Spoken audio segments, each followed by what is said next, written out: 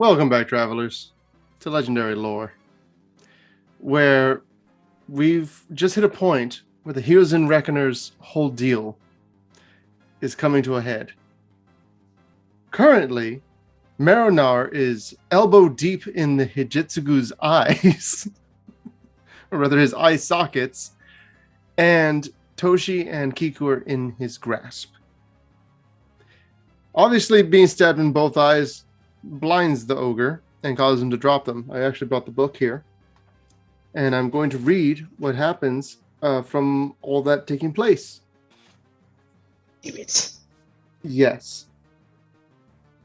Let's go, Oath Brother, the Nezumi hissed excitedly. I heard him, but I don't think I stopped him. Toshi shook his head. He grabbed Mero by the shoulders and pulled him close so he could look in the Nezumi's eyes. Find my sword, the long one. Maronar cocked his head. What? What did I do? My hand burned. I saw him hurting you. So I figured the oath was already broken. Like you said. Maronar quickly glanced down at the slightly smoking triangle scratched into his palm. The oath is gone, right? I saved you. I did good. Nezumi's pleading eyes searched Toshi's face. Didn't I? As the last syllable left his mouth, Mero went rigid. He stood trembling and twitching as his face flushed. Toshi could see smoke rising from Mero's fur and feel heat radiating from the Nezumi's body. He sadly shook his head. No, Mero. The oath is intact. You spilled Hijitsugu's blood, and now the reckoning is upon you. He couldn't tell if Mero could hear it through the throes of his seizure. Several feet away, Kiku lay on her side, coughing and struggling to roll away from the ogre. Something brittle cracked under her hip as she moved. What follows is essentially Hijitsugu growling in fury as he tries to scratch at his eyes, and Toshi looking for his sword. And he finds it. And he real quick, he runs over and he chops off Maronar's arm. But it doesn't stop it. The curse continues. And essentially, Maronar has to be mercy killed. And so he is. Toshi kills him. Because there's no way to save him. He broke the oath. Very quickly, Toshi then is able to erase the oath off of Kiku so that she can properly fight Hijitsugu. And basically everything goes all sorts of crazy with shadow magic and fire magic and all that stuff, right?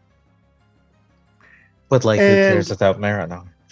Yeah, basically she's absolutely insane at this point. And Toshi is savagely beat and left on the ground, and Hijitsugu's about to kill him. He literally has both swords still in his eyes, but he just doesn't care. He just wants to fight. He's furious, right? Uh-huh. And part of the wall has fallen away at this point. And Toshi, he sees the Konda's army, Okagachi, and the all-consuming Oni of Chaos.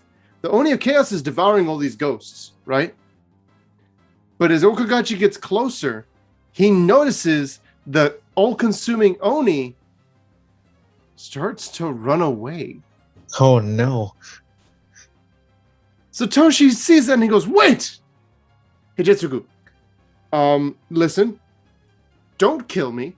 How about that? I think that's, first of all, best idea right there. Don't kill me. And Hijitsugu's like, why wouldn't I do that? He goes, smell. You have a really great sense of smell. Throughout the story, you hear moments of how well he can smell, right? Uh-huh. And he says, smell. Listen. You hear that? And he listens and he can hear it. He goes, that's the sound of something screaming in fear. That's the sound of your Oni screaming in fear of Okagachi. So at this point, Hijitsugu has just discovered basically that his god is a punk, right? Mm-hmm. Red tears dripped from Hijitsugu's empty sockets, but the ogre's face was a mask of rage. This cannot be. Toshi took advantage of the distraction to become immaterial, but it was basically irrelevant. It fled. It faced the great serpent and lost. And now it abandons its own kind. It abandons me, the truest acolyte it has ever known. Skip ahead a bit more. Toshi's about to escape with Nezumi body and Kiku. And it says, Toshi, where are you, Oath Brother? Now you may recall that the oath was broken. Uh-huh. And so Toshi's thinking, is this a trap? And he goes, I'm here, Hidetsugu. Though I think our time as Oath Brothers is long since past. Nonsense. We are blood brothers. You, Kobo, and I. The Hyos and Oath may no longer bind us, but we have tasted each other's flesh. We are still tied to one another. When we took Kobo into our brotherhood, you drank the water that cooled his brand. Kobo had already eaten of my flesh, and you in turn swallowed his. He goes, so does this mean you can still kill me somehow? He goes, no, my brother. It means that we will never be free of each other until we are both dead. And he goes, so what happens now? He goes, I have a favor to ask for old time's sake.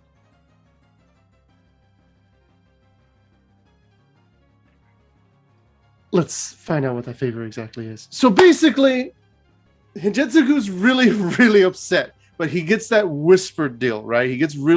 He's in his zone. He knows exactly what he wants to do. And he tells him, look, everybody that's here, Kiku, Rat Corpse, even that which was taken, I don't care about any of it. I don't care about Konda, Okagachi, even Minamo. It's all irrelevant now. None of it matters.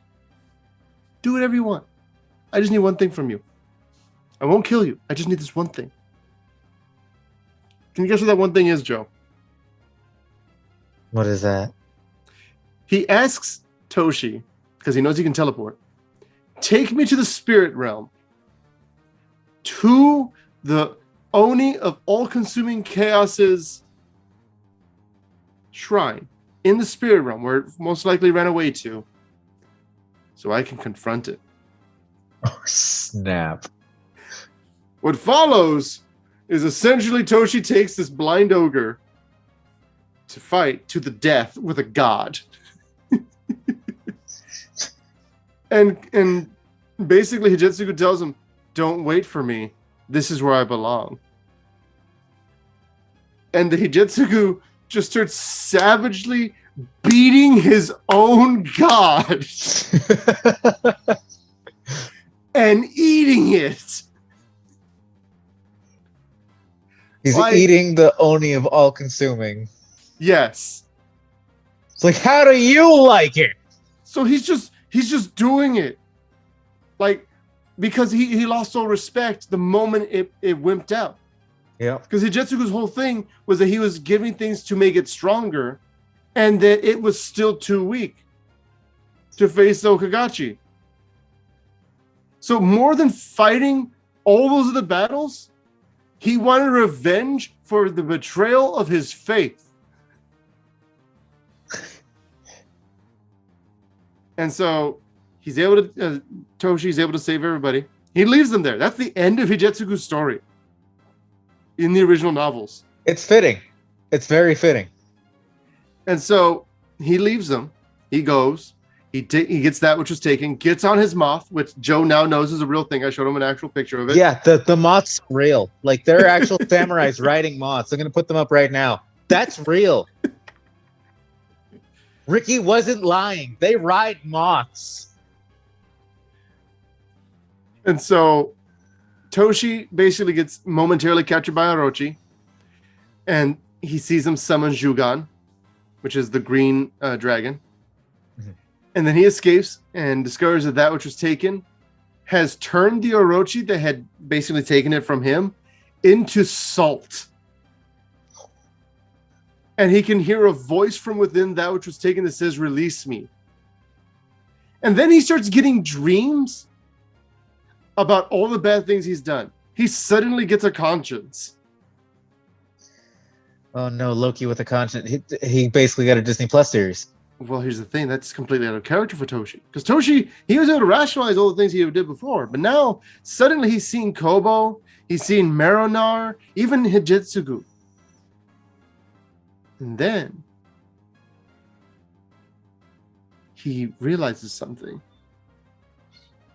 Godo shows up. And he's like, Godo's not dead, I think. And he's like, the Yuki Onna is ravaging my entire country. You need to go and take care of it. So Toshi goes there.